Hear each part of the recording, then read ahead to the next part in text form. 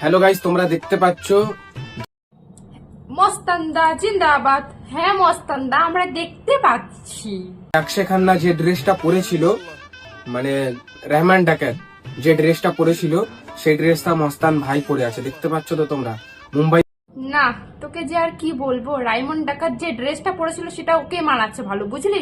তুই পরেছিস তো তোকে কি মনে হচ্ছে জানিস? মনে হচ্ছে বাড়িতে নাই নুন আর ছেলে হতে চায় মিঠুন। তুই ভাবিস না যে তোকে ভালো লাগছে দেখতে। মুম্বাই থেকে আনা হয়েছে।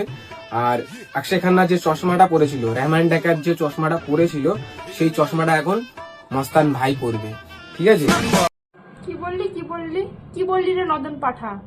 মুম্বাই থেকে আনা হয়েছে কেন? তুই না গুচির সব জিনিস পরতিস, তোর কোথায় গেল সেই গুচি? এখন মুম্বাইয়ের জিনিস পরছিস, আবার চশমাটাও নিয়ে নিয়েছিস। তো ভাবিস না তুই যে ওগুলো পরে তোকে ছাপড়ি লাগবে। তুই ছাপড়ি নদন পাঠা, তোকে ছাপড়ি নদন পাঠাই লাগবে। دوس عندي خوش فصلة يا اخي تفوز والله خوش رقصة يا اخي دوس عندي خوش فصلة يا اخي تفوز মানে তুই এরম এরম আর এরম এরম করলে রাইমন্ড ডাকাতের মতো হয়ে যাবি?